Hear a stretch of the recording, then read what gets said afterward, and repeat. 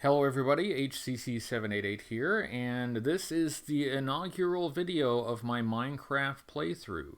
You may ask yourself why we need yet another Minecraft YouTuber, and the answer, of course, is that we don't. This project mainly exists for my benefit, so that I can do something creative and perhaps bring a little joy to my life, to find a little bit of happiness, and to make my life maybe a little less miserable. So that's why this project exists, and since I have lived half of my life on YouTube, I figure if I'm going to do it, I might as well share it. And if anybody gets some enjoyment out of it in addition to me, well, then that's great. That's nice. So, yes, this is my world, and the way these playthroughs usually start is the YouTuber will show you the creation of a new world and just start from that point. But I've been working on this world for a little while now, and I didn't want to start over. So instead of starting at the beginning of a world, we're starting more in the middle. For the first few videos, I'm going to take you around and show you my town and show you the things that I've already built, and just basically introduce you to what's been done so far.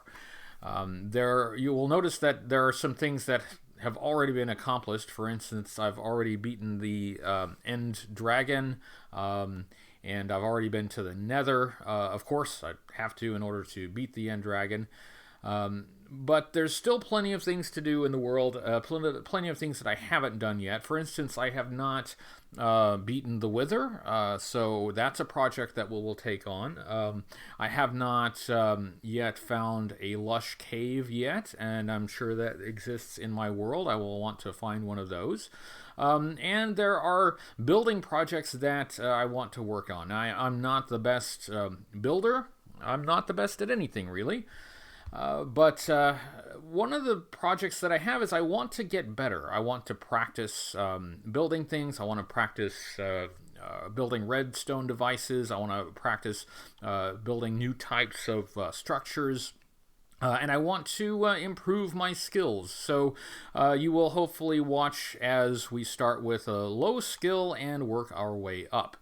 So let's start by just taking a brief tour through the town. And for the next few videos, I will show you the various structures that we already have. I'll show you inside, and I'll show you more detail. And once we've had a good tour of the town, we will start some new projects. We will explore, we will build, we will go on adventures, and have some fun. So here we go. This is a village. This is the first village I came to in this world. As you notice from my position, I'm about 675 blocks in one direction and 942 blocks in another direction. So I had to walk quite a ways before I found the first village in this world, and the location is actually quite inconvenient. I kind of made this the center of my project, but we'll probably be expanding beyond that. So it's a start. It's a start. It's what results when I walked in, this direction, kind of a diagonal direction from spawn, till I found a village and just sort of made that village my own. So this is a village, as you can see. We've got some crops. Some things have been blown up by creepers, and some things got blown up by me accidentally. I'll explain that at some point. But if we go this direction, we can see an incomplete road. That's another project I'm working on. But this is my first house. It's the first house I built when I settled in this village. I built it up a bit from humble beginnings. This section right here was the first part of it, and we will take a tour inside eventually. But this is just a brief tour of the town. The sun is going down, so we'll try to keep it brief. When I first built a rail system, this was the rail station.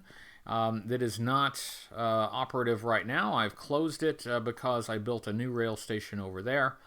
I built this orchard here so that I can quickly harvest some oak trees and birch wood, because those are the two types of wood that I most commonly use. And then when one of the trees grew, A beehive was attached to it, so that's kind of cool. I did build a wall map over here. That was kind of a pain to put together, but it works. And not only does it work, as I was exploring to create the maps, I discovered a new village over here that I didn't know about before. So that was kind of cool. So this is kind of the corner of my town here. Let's go back this direction. I guess we'll be doing a nighttime tour. Hopefully we don't run into too many bad guys. I'll just have my sword ready just in case we do. So yeah, that's the original village. This is my nether portal. It was just in the open air, but I was having too many villagers walk through it, so that was annoying. And llamas love to walk through those. So I built a structure around it to just have fewer mobs wander through there. It's not perfect. I need to fix it a bit, but it's okay for now. Over here is my second house, and you can see I did this after I defeated the dragon in the end, because I harvested some of these blocks from an end city. I saw a creeper over here. I don't know where he went. Anyway, if you see any creepers, I'll have to kill them. Anyway, that was my second house, and I still do quite a bit in that house. But I decided I wanted a grand palatial estate, right? I wanted a lot of space, a big space. So I built my third house over here, and that's where I'm currently living. However, after building the house and after living in it for a bit, it kind of changed my philosophy on Minecraft houses. I was going for bigger is better, but I've changed my mind. I actually think smaller is better. There is an automatic sorting system in the basement. There is a witch over there. I am aware of that. I'm not going to go over there right now. There's an automatic sorter system in the basement that I do not like. It does not work the way I want it to. So, yeah, it was frustrating to build in survival mode. And after it was built, I ended up not liking it very much. So, we will have a tour of that house in a later video. But just FYI, I will eventually be moving out of there. This is the rail system that I have as it stands right now. And rail systems are kind of passé, right? I think more Minecraft players are using ice and boats to move much faster than the old traditional minecart rail systems could with powered rails. Also, this is extraordinarily ugly with all of the cobblestone that I used. Of course, cobblestone is a very plentiful material, so I was building it out of something that I had a lot of, and even though I had a lot of cobblestone, it's a lot of rail, so I actually ended up running out of cobblestone on more than one occasion as I built this thing to go to various other places in my world, but we will explore all those places also in the future. Over here we have my self-sustaining building. So this is something that I always tend to do in my Minecraft worlds, is build these skyscrapers that have essentially everything you need in there to live. You never necessarily have to go outdoors. You've got crops, you've got animals, you've got trees, and I have one of each type of tree up there on the top floor so that I can get any type of wood that I want. It's a miniature tree orchard. This is an unfinished project, and it's something that we'll talk about in the future. I think it's going to be fun, but for now, it's unfinished. There's quite a ways to go on that. Here, I've created a villager apartment building, which is pretty plain. It's sort of halfway between like a desert village model and a savanna village. But anyway, it works. Got kind of a couple villagers that are living in there.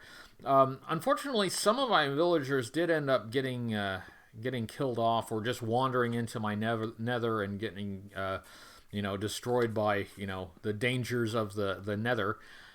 So the village, it still has a few occupants here, but I need to breed these guys and make new villagers and repopulate this village. What else do we have? We have a horse stable over here. Let's just go over here and look at the horse stable. I'm not big on riding horses, but sometimes I do like to ride horses. It's not a bad form of transportation, but just sometimes the way horses... Oh, look, some zombies. Let's kill these guys. So that obviously is not lit up well enough. I'll pick up that bar of iron later. So there's that, and then there's this project, which is an endless lava supply using dripstone and some lava up top, like so. Yeah, now that I've got an endless source of lava, and I will be expanding this, by the way, but now that I have an infinite source of lava, I'm starting to transition to using lava buckets in my furnaces rather than coal. I still use coal quite a bit because I have a lot of it, but eventually we will be using our infinite fuel source rather than a finite fuel source like coal. I know that, well, charcoal can be infinite as well, but I'm finding the lava buckets to just be much more convenient. They're right over there, and I can get as many as I need. So that's the way we're doing it for right now. I've got a little garden out here that I don't use very much anymore. It was very helpful to get food and pumpkins and sugarcane for a while, but the gardens that I have inside are much more efficient, and I use them quite a bit more. So that's almost all there is right now. Oh yeah, I almost forgot. There's an automatic mob farm up here, but as you can tell, and if you know anything about mob farms, I didn't build it correctly, so it doesn't work very well. I mean, it kind of works, but it doesn't work as well as it should. Let me get this guy. So eventually I will I'll do something else with that. I'll probably tear it down and build one correctly next time. I think that's almost all I have to show you. I will show you one thing, and you've probably noticed it, that I want to fix in the near future, and that is the lighting in this town. I've tried several different styles of lamp post, and I gotta say, I don't really like any of them. I'd like to have a more uniform lighting system, and eventually when I settle on what type of lighting system I want to use, I'll break these down and I'll use something else. But I've got lamps here with light detectors, and those were okay for a while, but they were a little bit material intensive. It's almost daylight. That's nice. And then I decided just to go with lamps and switches, because it used less materials to make, but I don't like the way they look. So I started using these glow blocks with trapdoors, and those are all right, but I still don't really love them. And then I decided, well, what about lanterns? And so lanterns are not bad. They give off a good amount of light. There's an Enderman over there.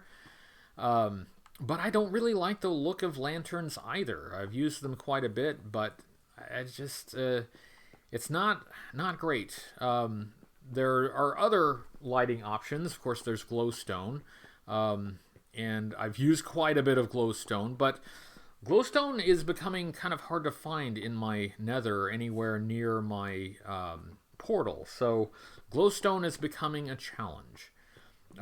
So I'm trying, even though I've used quite a bit of glowstone in this world, I'm trying to cut down on glowstone and use it much less. So I think that's it for now. In future videos, I will take you into each of these buildings and kind of show you the inside and talk to you about how they were built, why they were built, and why some of them are no longer in use. So that's it for video number 1. Thanks for watching, and I will see you next time.